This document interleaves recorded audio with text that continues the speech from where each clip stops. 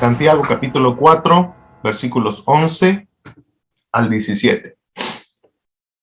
La palabra de Dios dice de la siguiente manera: Hermanos, no murmuréis los unos de los otros.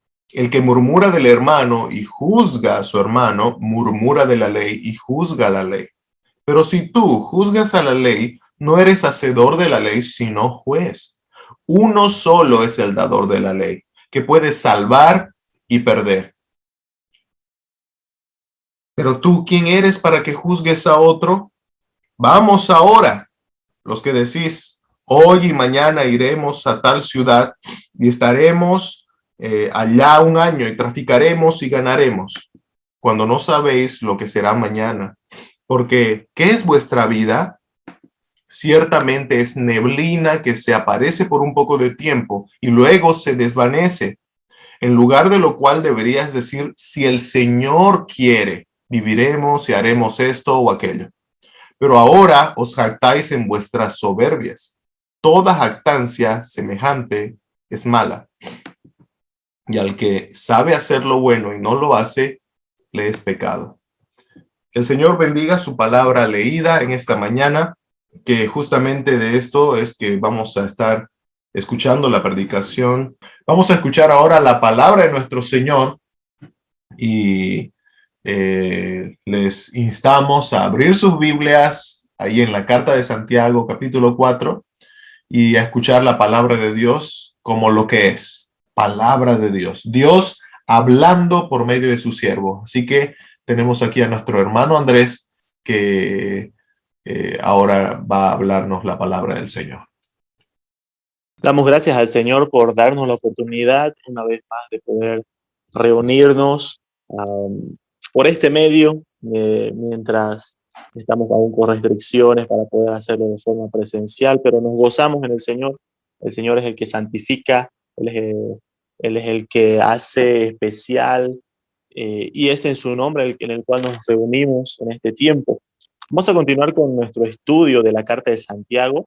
Así que, hermanos, abramos nuestras Biblias en la carta de Santiago capítulo 4. El día de hoy vamos a terminar el capítulo 4. Vamos a estudiar desde el versículo 13 al versículo 17. La lectura del pasaje la leíamos anteriormente con nuestro hermano Franco. Y es interesante cómo el escritor va dirigiéndose a este grupo de hermanos, y dentro de este grupo de hermanos también va dirigiéndose a circunstancias específicas que iban pasando dentro de la iglesia. Habíamos visto el anterior domingo cómo se dirige a un problema específico que estaba sucediendo, que era el juzgar, ¿no? El juzgar falsamente a los demás.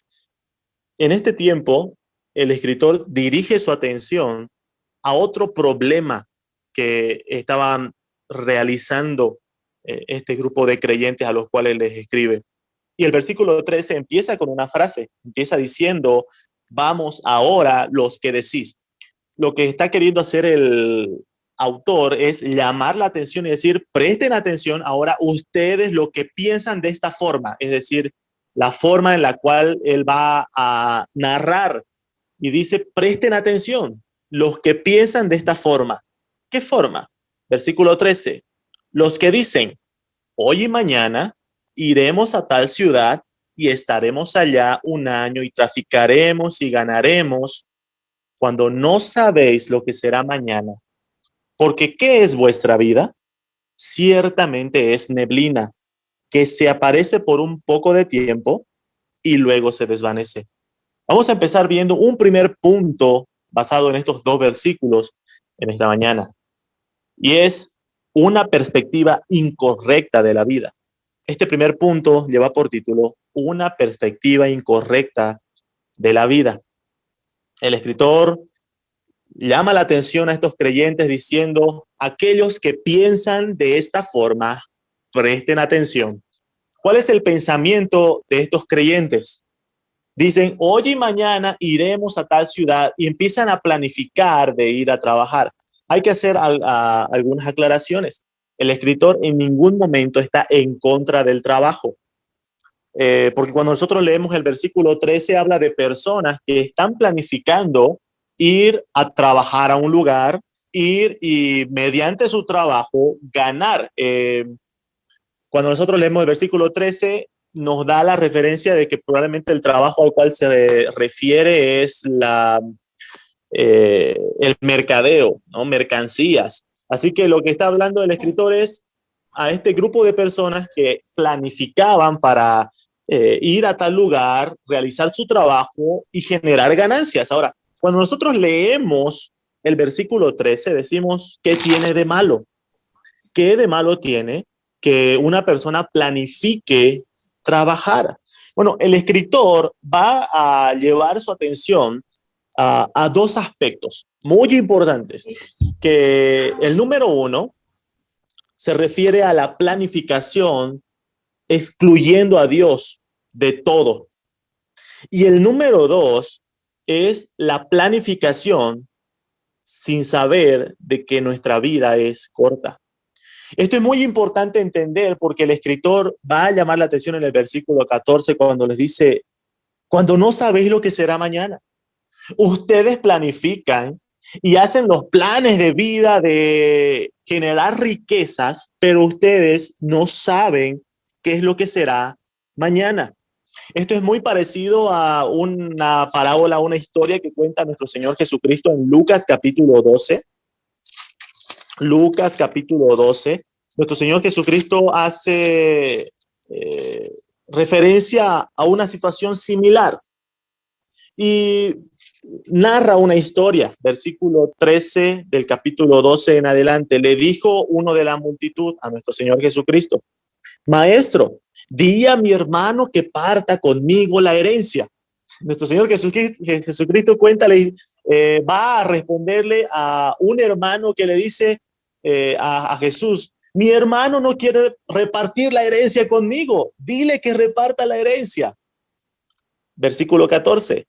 Mas él le dijo, Jesús: hombre, ¿quién me ha puesto sobre vosotros como juez o partidor? Y les dijo: mirad y guardaos de toda avaricia, porque la vida del hombre no consiste en la abundancia de los bienes que posee. También les refirió una parábola, diciendo: la heredad de un hombre rico había producido mucho, y él pensaba dentro de sí diciendo: ¿qué haré? Porque no tengo dónde guardar mis frutos. Este hombre era tan rico que no tenía espacio, no tenía lugar en donde guardar todas sus riquezas. Y dijo: esto haré, derribaré mis graneros y los edificaré mayores, y allí guardaré todos mis frutos y mis bienes. Entonces este hombre, al ser tan rico, dice: no tengo dónde guardar toda mi riqueza, así que lo que haré, voy a derribar los graneros que tengo y voy a construir graneros mucho más grandes para que ahí pueda guardar y almacenar todos mis bienes. Versículo 19, y diré a mi alma: alma, muchos bienes tienes guardados para muchos años. Repósate, come, bebe, regocíjate. Queridos hermanos, cuando nosotros leemos el plan de este hombre del versículo 19 de Lucas capítulo 12, ¿no es muy parecido al plan que hoy en día tenemos en este mundo? De agarrar y decir, trabajaremos y trabajaremos hasta poder conseguir lo suficiente para que luego nos podamos regocijar en lo que hemos ganado y ya no, y podamos comer, beber, regocijarnos y descansar. El plan de este hombre es muy similar al plan que hoy en día muchas personas tienen. ¿Y qué le dice el versículo 20? Nuestro Señor Jesús: pero Dios le dijo: necio, esta noche vienen a pedirte tu alma, y lo que has provisto, ¿de quién será?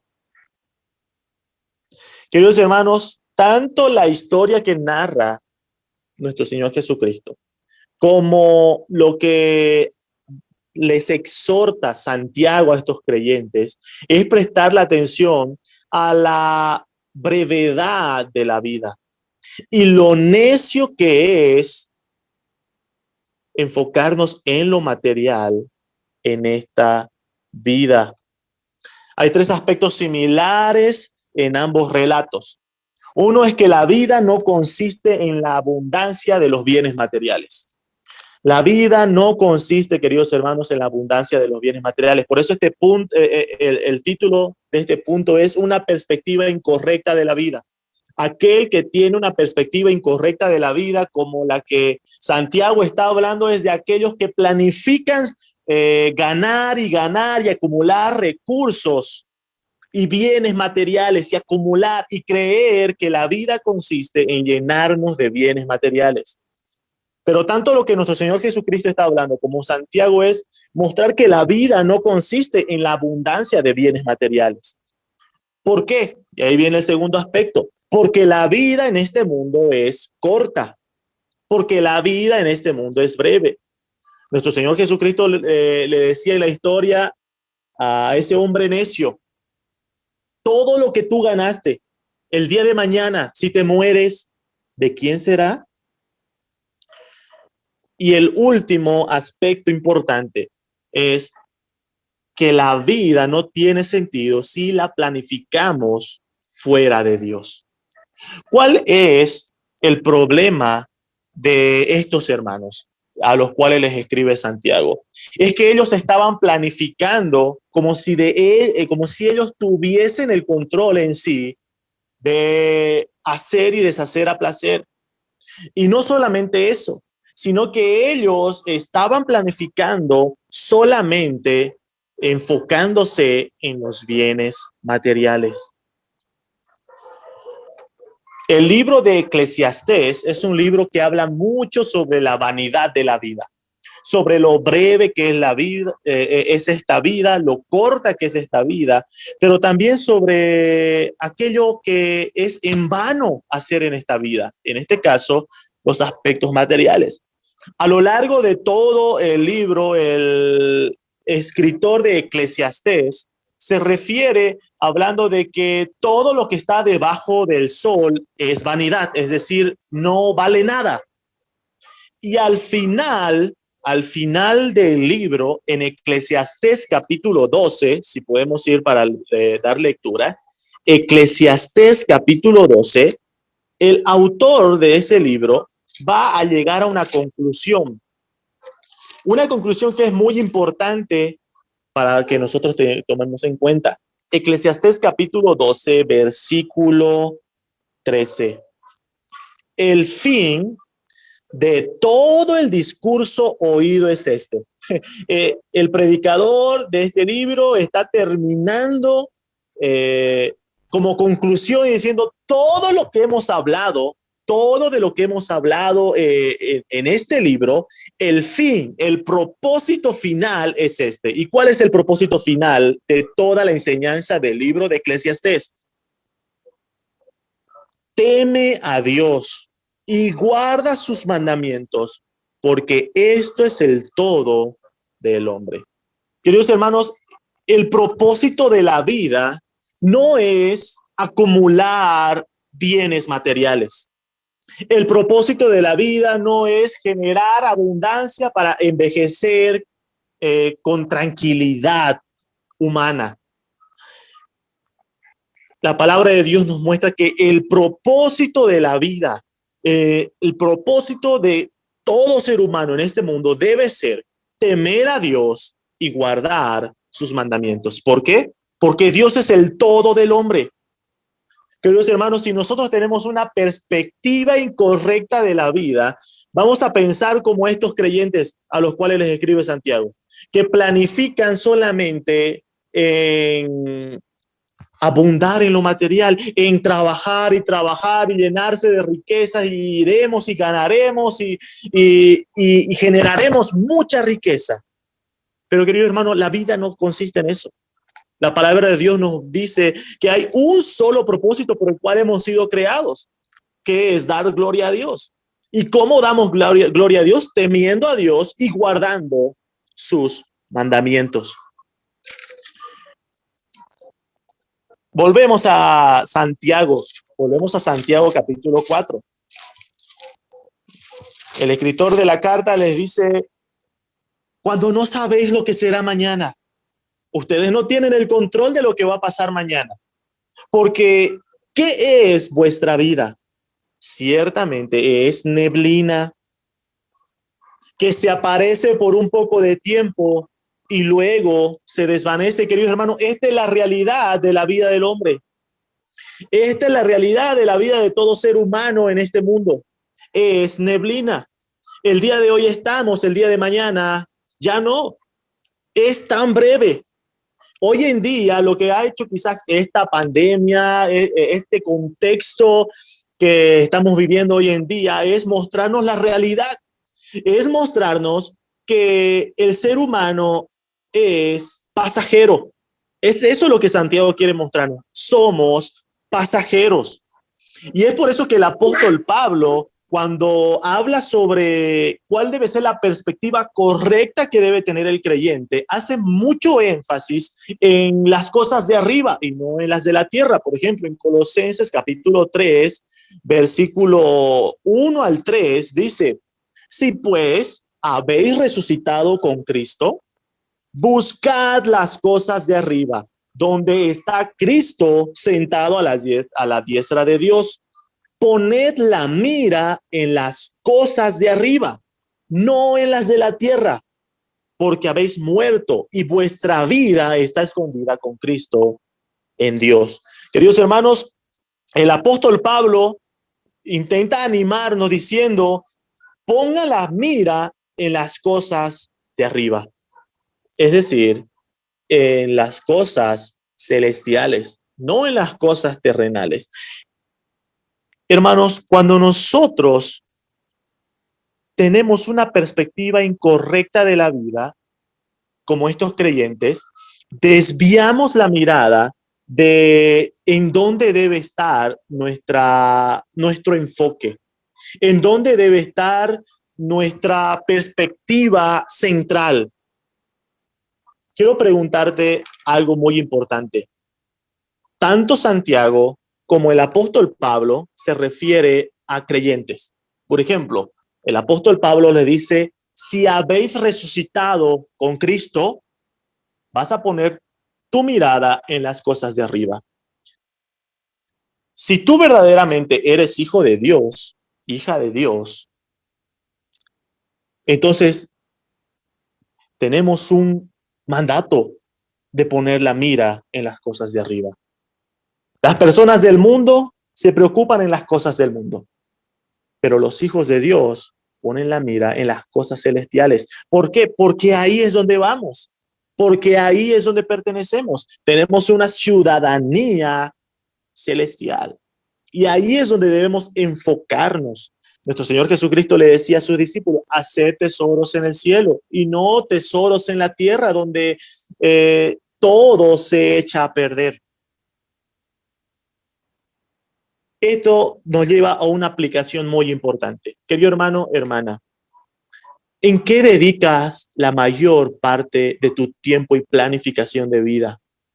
¿La dedicas para realizar tesoros en la tierra o buscas verdaderamente hacer tesoros en el cielo, mirando y poniendo atención en las cosas del cielo, en las cosas del Señor? Si tú verdaderamente quieres encontrar una respuesta de en dónde se encuentra tu vida, simplemente haz una evaluación de a qué dedicas más tiempo en el día. Si en el día tú dedicas de las 24 horas la mayor cantidad de tiempo para cosas de la tierra, significa que tu perspectiva de vida está enfocada solamente aquí. Solamente te enfocas en las cosas de este mundo. ¿Cuánto tiempo de las 24 horas que el Señor nos regala día a día tú dedicas al Señor?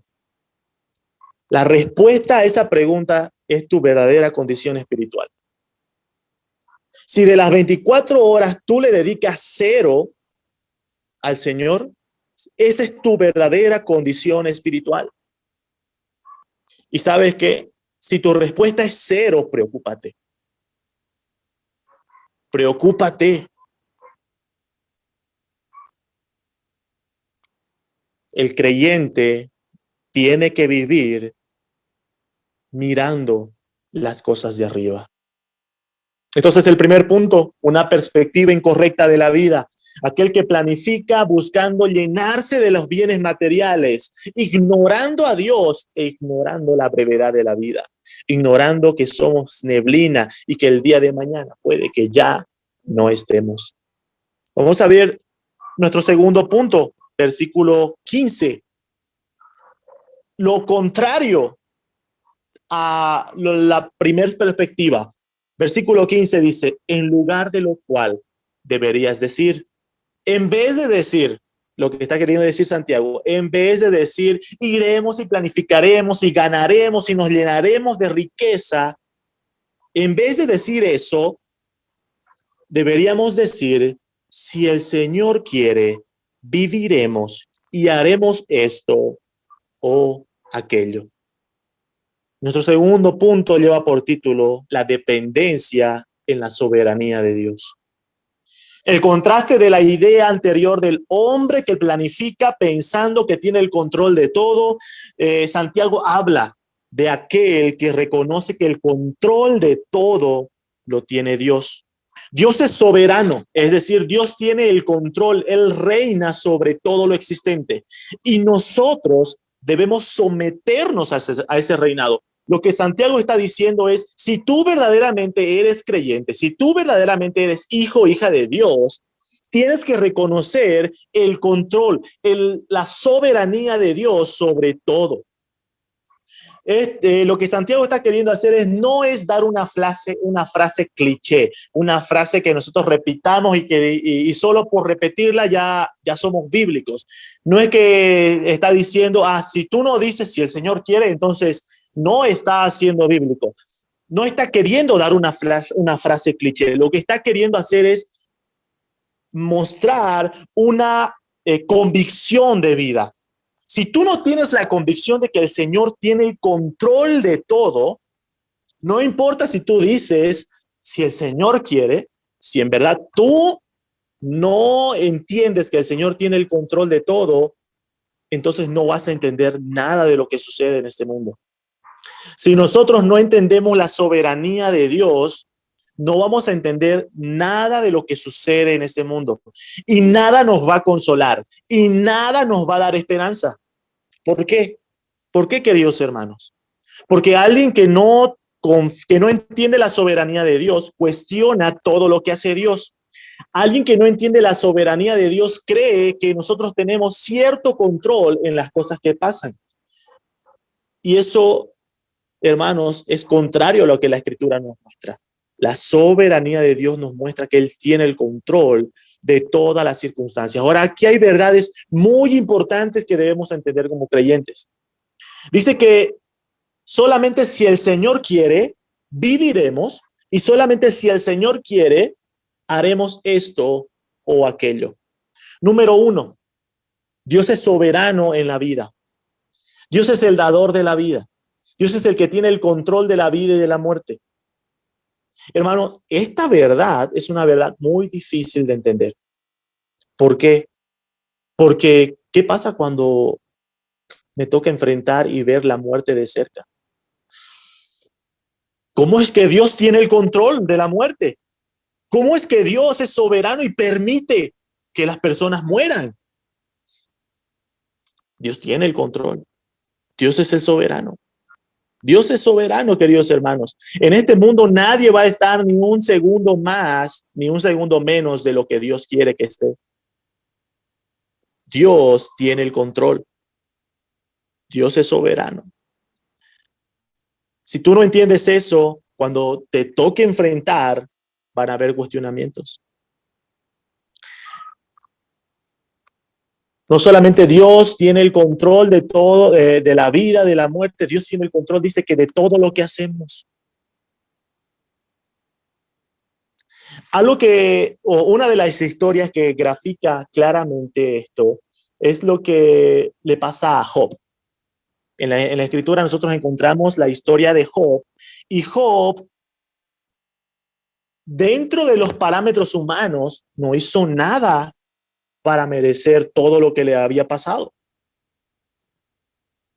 en un mismo día perdió todos sus bienes materiales, perdió a toda su familia y perdió su salud.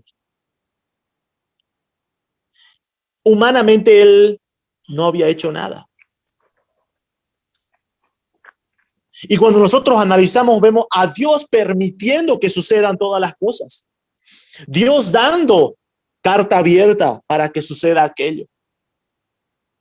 Y Job a lo largo del libro intenta buscar una explicación y presenta su causa ante Dios diciéndole: ¿yo qué hice? Soy inocente, yo no he pecado ante ti.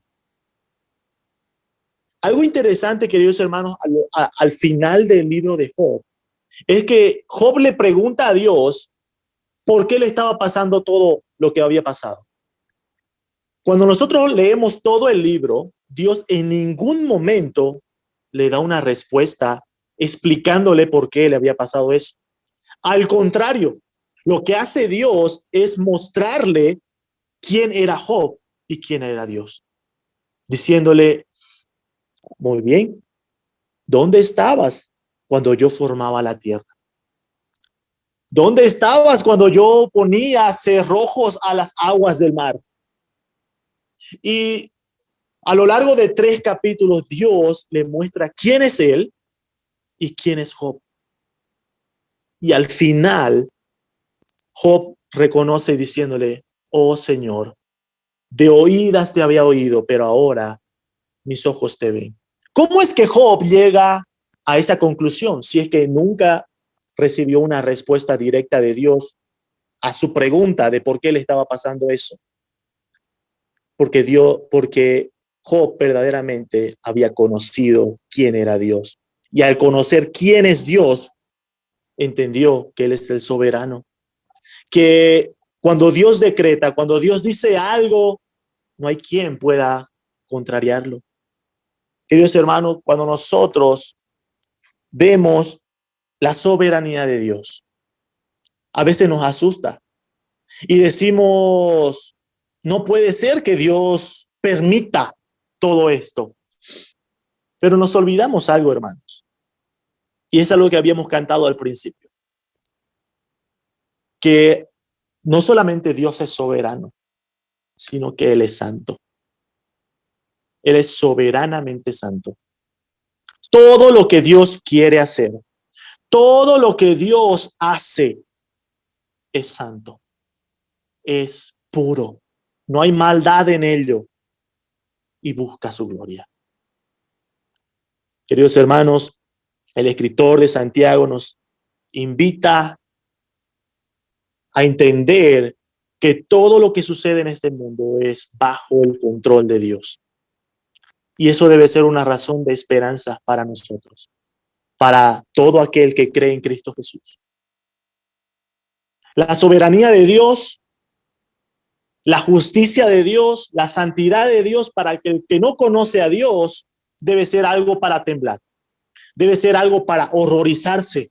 ¿Por qué? Porque el día de mañana, si tú te encuentras cara a cara con Dios sin conocerle, sin haber creído en Cristo, lo único que esperas es un juicio eterno de castigo por nuestros pecados. Pero si tú crees en Cristo Jesús para salvación, en arrepentimiento y fe, el día de mañana, cuando nos toque partir de este mundo, porque el Señor así lo quiera, no es una noticia triste, no es una noticia horrorosa, sino que es una noticia de gloria. La perspectiva de la soberanía de Dios, el entender la soberanía de Dios, cambia nuestro concepto de la vida y de la muerte. Entender, el creer en Cristo Jesús cambia nuestra perspectiva de la vida y de la muerte.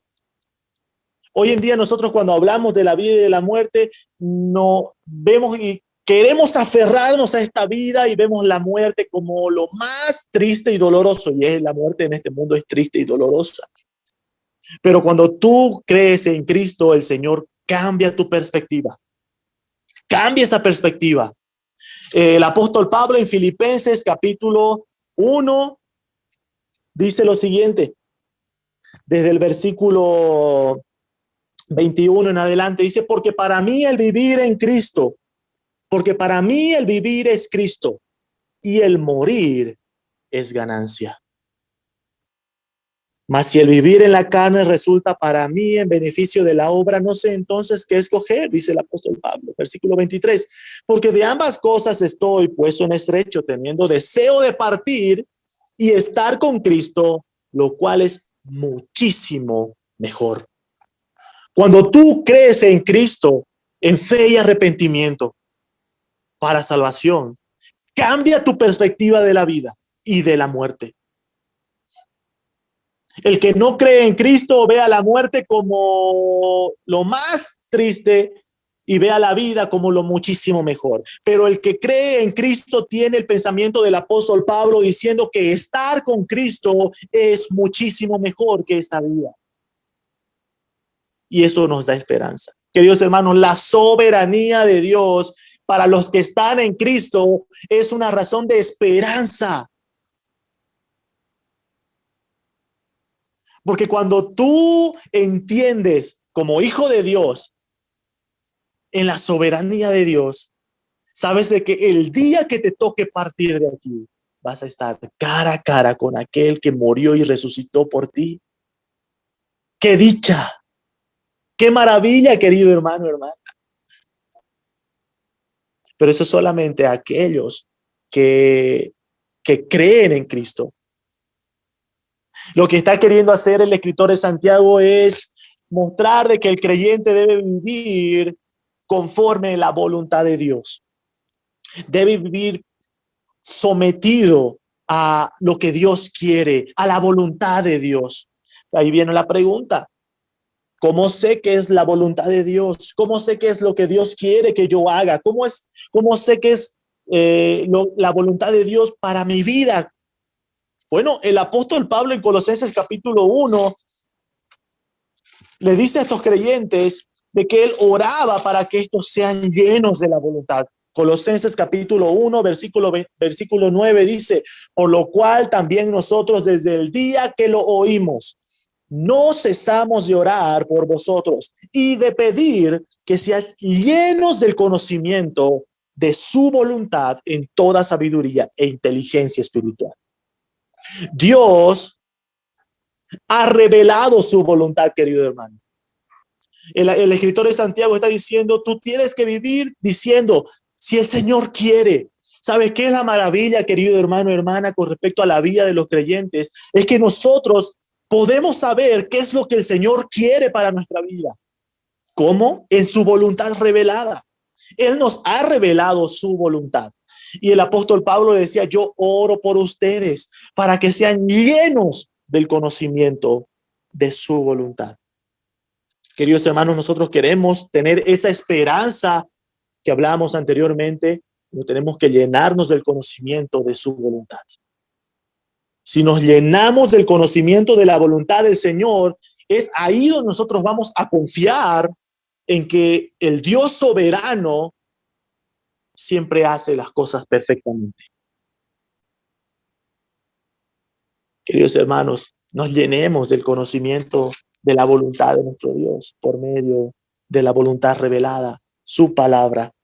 Escudriñemos, leamos. Y ahí es de nosotros, y ahí recién nosotros vamos a ir entendiendo muchos aspectos que el Señor nos va hablando. Lo que dice el apóstol Pablo en Romanos capítulo 8, versículo 28, diciendo que todas las cosas a los que aman a Dios les ayuda a bien.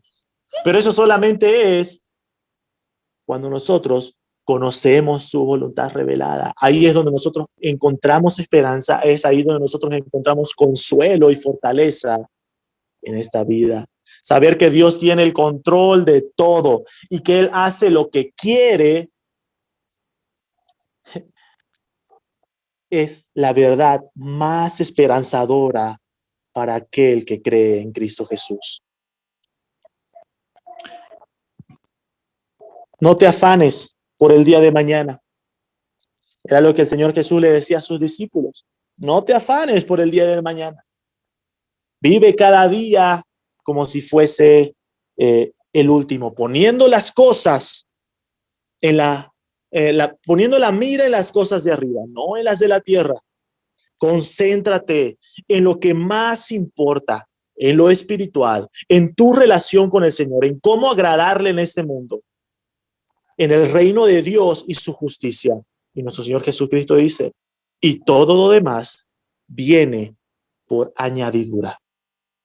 Mas buscad primeramente el reino de Dios y su justicia, y lo demás vendrá por añadidura.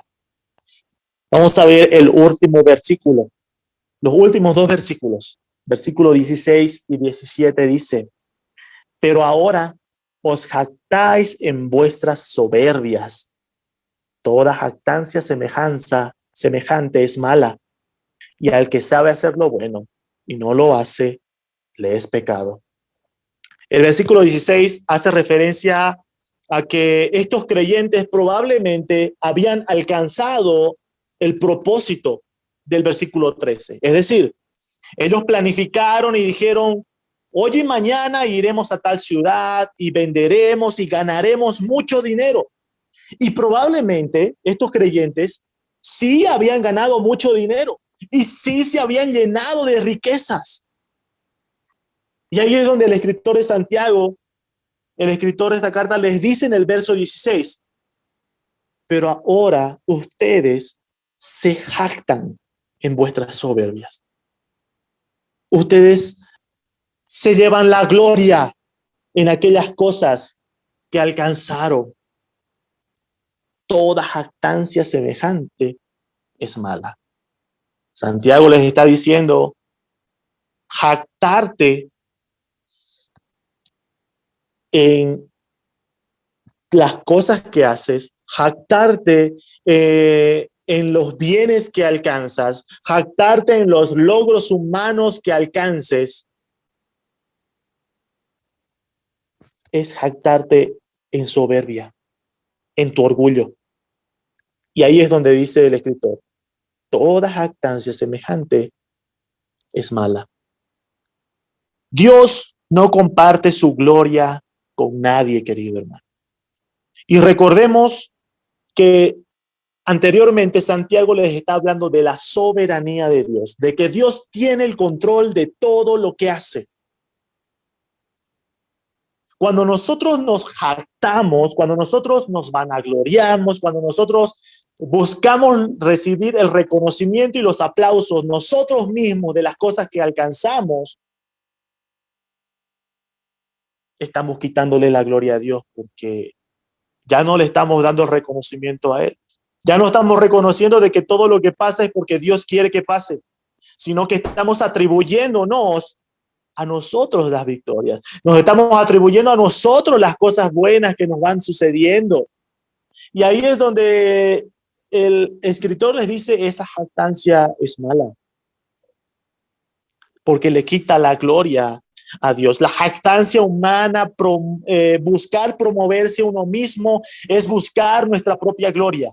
Es lo que está hablando Santiago. Y buscar nuestra propia gloria es quitarle la gloria a Dios. Y esto es contrario a las enseñanzas del apóstol Pablo. El apóstol Pablo habla 2 veces sobre de qué cosas deben gloriarse los creyentes. En Gálatas capítulo 6, versículo 14, dice que el creyente solamente debe gloriarse en la cruz de Cristo. Y no nos pertenece la cruz, le pertenece a Cristo. Y el apóstol Pablo dice, es ahí donde nosotros nos debemos gloriar, en la cruz de Cristo. En 2 Corintios capítulo 12, versículos 5 al 10, el apóstol Pablo también habla de en dónde debemos gloriarnos. Debemos gloriarnos en nuestras debilidades. ¿Por qué? Porque el poder de Dios se perfecciona en nuestra debilidad. Queridos hermanos, lejos esté de nosotros gloriarnos en nuestros logros. Lejos esté de nosotros gloriarnos o querer recibir el reconocimiento y olvidar que todo lo que pasa en este mundo es dado por Dios. Si tú el día de hoy tienes un techo, un abrigo, o lo que sea que el Señor te haya permitido, es porque el Señor te lo ha dado.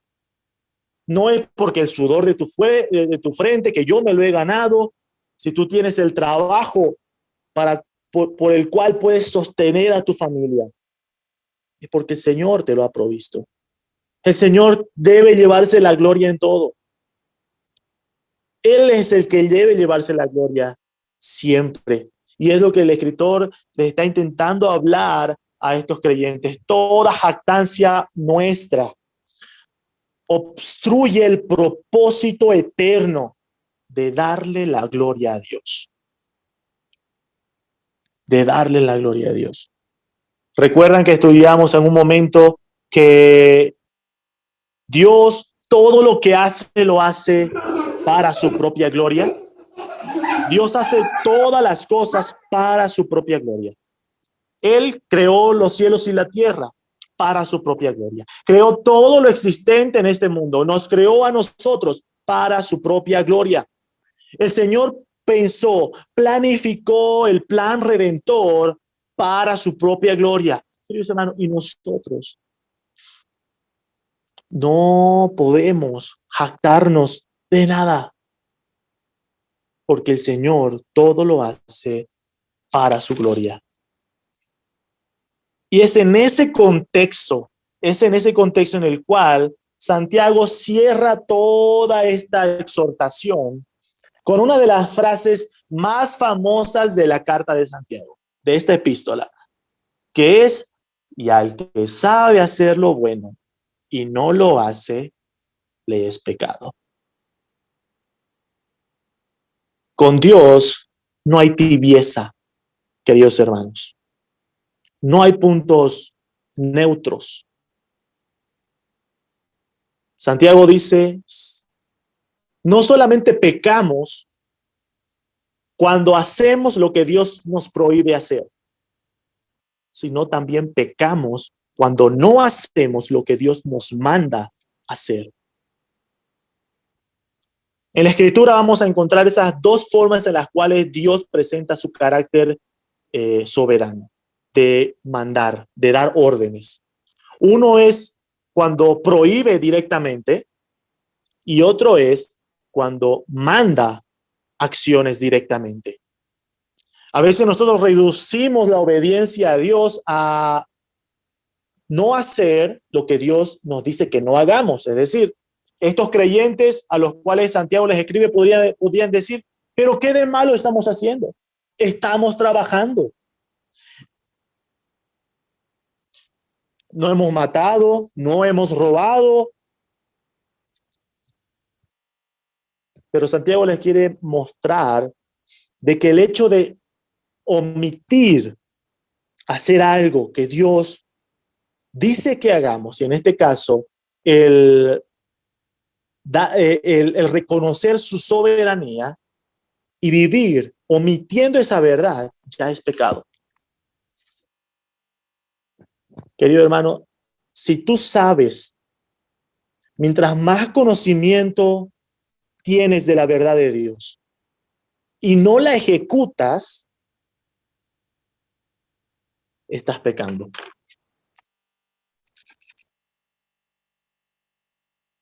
En la Escritura nosotros encontramos que el Señor manda, que el Señor en ningún momento se pone a buscar entrar en consenso. Él es Señor sobre todo. Queridos hermanos, nosotros debemos obedecer la palabra del Señor en su totalidad. Mientras más conocimiento tenemos de la Escritura, más responsabilidad tenemos de obedecerla. El Evangelio está muy relacionado, el proceso de santificación está muy relacionado al entendimiento de las Escrituras. Es por eso que el apóstol Pedro les dice a los creyentes cuando les escribe que en otro tiempo, cuando estaban sin Cristo, cuando no tenían entendimiento, cuando estaban en ignorancia, pero ahora ya hemos conocido a Cristo. Ya no estamos en ignorancia. Ya hemos podido conocer al que sabe hacer lo bueno y no lo hace, el pecado. Querido hermano, hoy tú ya sabes una verdad más. Tú ya sabes algo bueno más de la verdad de Dios. Número 1, tú ya sabes que planificar solamente enfocándote en las cosas de este mundo, que planificar para abundar en riquezas en este mundo es vano. Tú ya sabes que debes reconocer la soberanía de Dios. Tú ya sabes que en este mundo solamente hacemos y vivimos si es que el Señor así lo quiere. Si tú ignoras esta verdad, estás pecando. Porque ya sabes. Y al que sabe hacer lo bueno y no lo hace, le es pecado. Queridos hermanos, que el Señor nos ayude para poder no solamente ser oidores de su palabra, como también dice al principio de esta carta a Santiago, sino ser hacedores de su palabra. Que el Señor nos bendiga, queridos hermanos.